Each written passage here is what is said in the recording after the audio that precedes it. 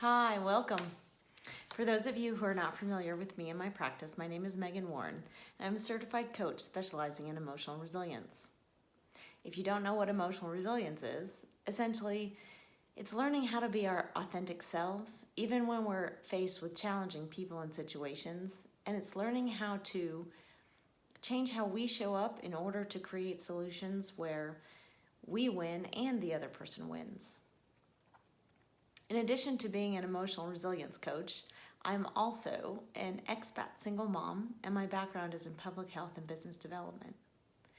I'd like to take just a moment to say that if this video or any of the other videos I'm making resonates with you, subscribe to my channel.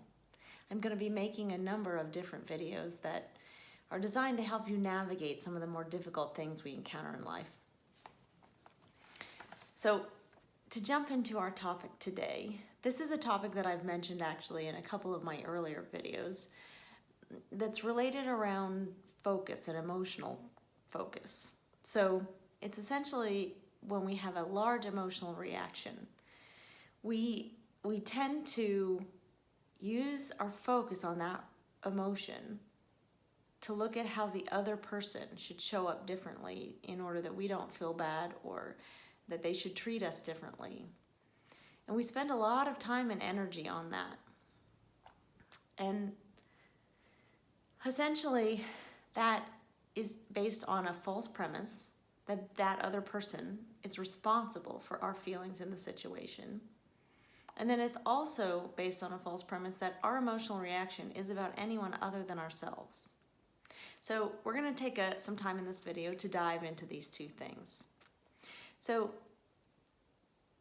and we're going to dive into it specifically because then when you look at your emotional reaction, you can use that to better understand yourself and change how you show up, which then changes the outcome at the end. So the first part of this, and this is a refrain that I see frequently in my clients, and certainly it was my refrain when I was younger. I absolutely believed that other people were responsible for my feelings. And then I also believed the opposite of that, which is that I was absolutely responsible for other people's feelings. So how many of you have sat for hours crafting that text message because you think that you can control what other people do? Well, this idea that you're responsible for other people's feelings and they're responsible for yours comes from two pieces: control and intention. So the control is that we think we can change how other people show up, right? We think we can change their behavior. And we can do that by not being our authentic selves and manipulating the situation in order to have them show up differently. So going back to what I just mentioned, that text message, you spend hours writing that, right? Adding the word even or so or an exclamation or a period, because it really changes the tone. And that slight change in tone is really going to change how they receive and then show up differently for you in order to make it work for you.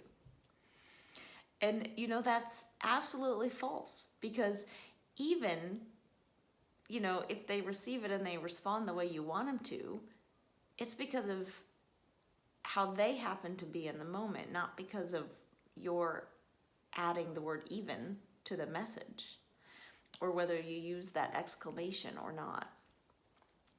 And then, if you flip that, right? You flip that and you say, okay, other people then, I've given all of my power for my emotional stability over to other people. I mean, that sounds like something out of George Orwell's 1984.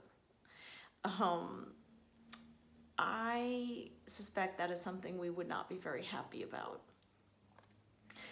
What's interesting is both you and the other person are reacting to the same process. So you both want control over the situation. You both have an emotional reaction to the situation that often dictates how you react. And then you want the outcome to be something better, something you can bear. And so you try to manipulate the situation. You try to control the situation to reduce the amount of uncertainty you feel. But in reality, the only thing that you have control over is not external, and no external event. You only have control over you. So actually, that's kind of an empowering thing to think about. You're not responsible for anybody else's feelings. You're only responsible for yours. So when you change how you receive and show up, how you receive other people's messaging and show up, then it gives you the possibility to have a different outcome. One that doesn't leave you at the whims or the mercy of other people. You are empowered to show up the way you want to feel. So the second piece here is intention. A lot of us think that we can control other people based on the intentions. So we have intentions for other people that are, my son, I know he should go to university, right? You know that your friend should not date that other person. You know that your mother's too old. She should stop driving because she doesn't have the reaction speed that she used to have. And yet, the reason that we do this is because we think that our intentions will create safety, security, wellness for the other person, right? Even when we think our intentions are pure, but even when they're pure, they're built on our own biases about what's good for us. And that comes from, what we learned in childhood and our cultures and our experiences. It's what shaped it. And so our fear or our need for security might not actually be what the other person needs. So our assumption judges that we know what's best for them. And that's not actually true. So part of it is releasing that and accepting that they know best for themselves and they are doing their best. So the other thing that's tricky about this is that we think our emotions and our emotional reaction is about someone else, right? So that outward focus, the first one is we use it to try to change how they show up so that it makes it better for us. And the second piece is that we think that the reaction is telling us something about them, not something about ourselves. And the key here is that my anger or my sadness, it doesn't tell me anything about how the other person is experiencing the situation.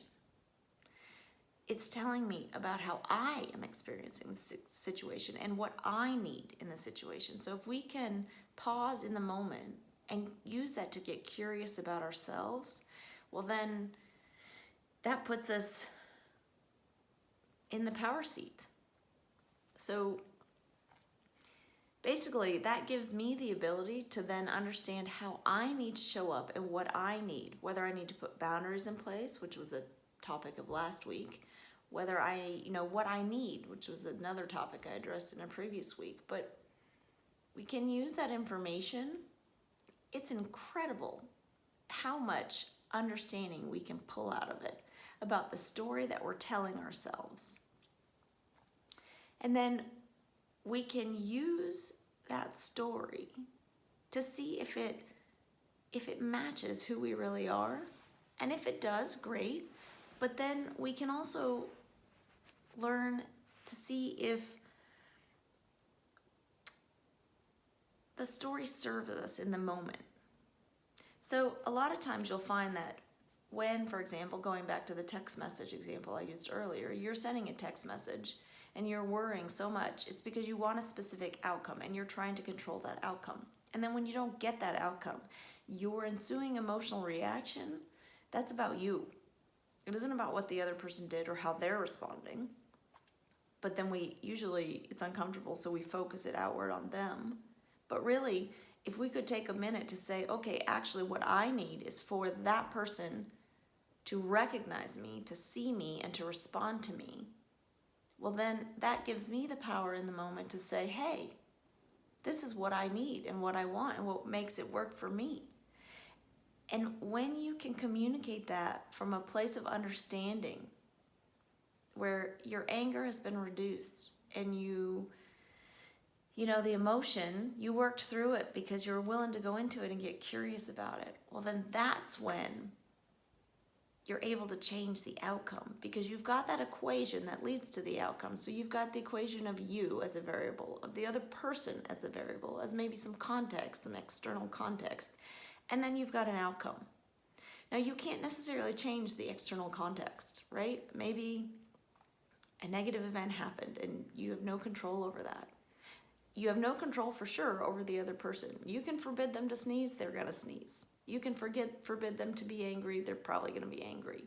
You can change yourself to manipulate the situation, but you can't guarantee that it's gonna work. So you can do whatever you want, they could still be angry.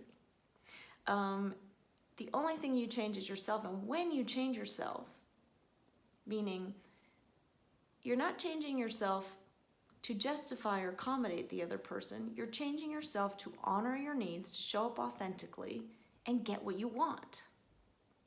So when you lean into that emotional reaction and you look at that, then what that allows you to do is change yourself, and you automatically get a different outcome. Now, I can't guarantee it's the outcome that you want, but it will be different. And with each difference, you then measure and weigh how you want to show up in order to get a new outcome that you want. So, thank you so much for listening. I challenge you to go away this week and think of one situation where you've been showing up the same way, or trying to figure out, spending a lot of time. You've either been showing up the same way over and over and over and nothing's changing, or you've been spending a lot of time trying to unlock different possibilities by changing your behavior, how you craft a message, how you deliver a message, how, whether you respond or whether you don't.